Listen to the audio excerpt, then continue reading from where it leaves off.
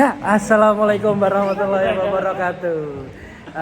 Halo teman-teman semua, selamat datang di podcast Ruang Mahasiswa Pancasila. Hari ini kita akan mengobrol santai tentang pengantar pendidikan Pancasila di perguruan tinggi. Kenapa, apa pentingnya, apa manfaatnya, dan gimana penerapannya di kehidupan kampus.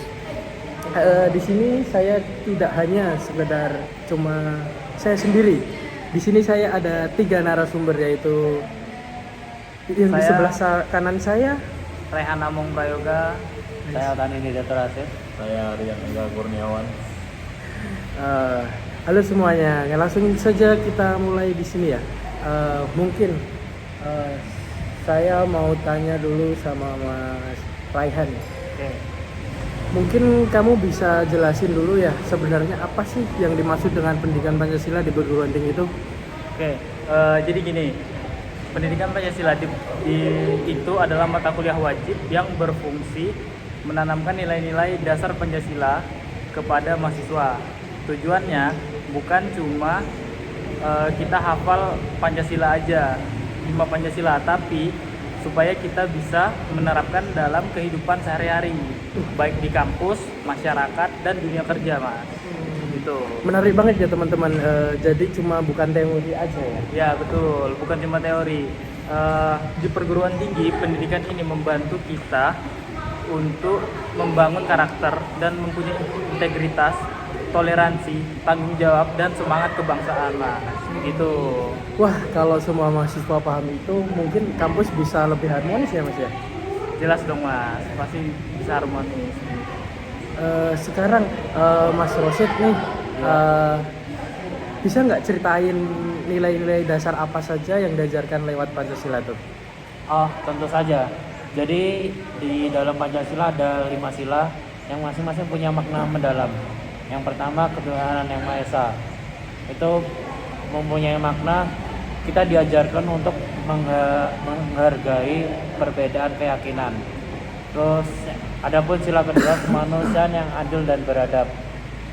Itu bermakna menjunjung tinggi nilai kemanusiaan dan menghormati sesama. Kemudian adapun sila ketiga, persatuan Indonesia, cinta tanah air dan tidak mudah terpecah belah. Selanjutnya sila keempat, kerakyatan yang dipimpin oleh hikmat kebijaksanaan dalam permusyawaratan perwakilan.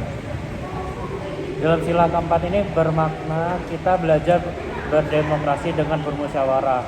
Selanjutnya sila terakhir yaitu sila kelima, keadilan sosial bagi seluruh rakyat Indonesia. Bermakna berusaha menciptakan kesejahteraan bersama.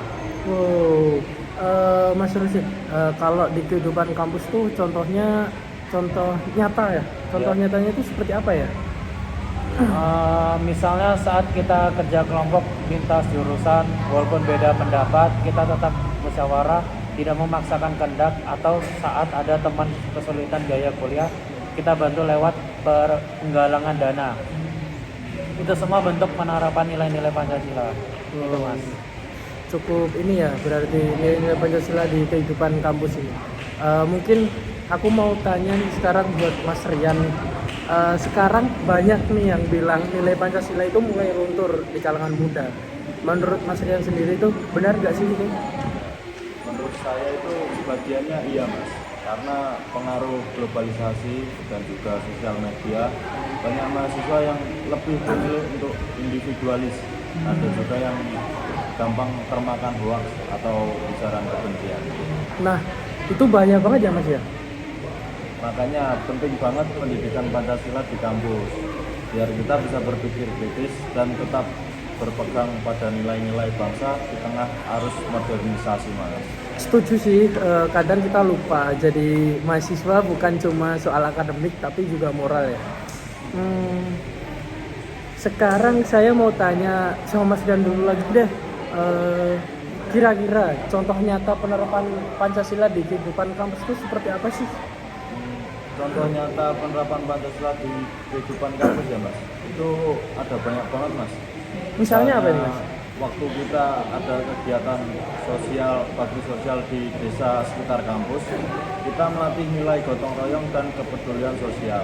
Itu dari sila kelima Mas. atau waktu kita debat di kelas, kita belajar menghargai pendapat orang lain. Nah, itu adalah penerapan dari sila keempat, Mas. Pernah juga ada teman yang diejek karena latar belakang daerahnya berbeda. Oh, iya. Tapi setelah itu kita diskusi bareng, teman-teman jadi sadar pentingnya persatuan dan menghargai perbedaan. Dari situ saya juga sadar bahwa Pancasila itu bukan cuma sekedar teori, tapi pedoman hidup yang tetap. Wah, keren banget nih Mas Rian nih jawabannya. Jadi lewat kegiatan sehari-hari aja kita bisa belajar mengamalkan Pancasila ya ini Mas. Mungkin aku mau tanya sama Mas Alek nih. Sekarang masing-masing kasih atau semuanya deh.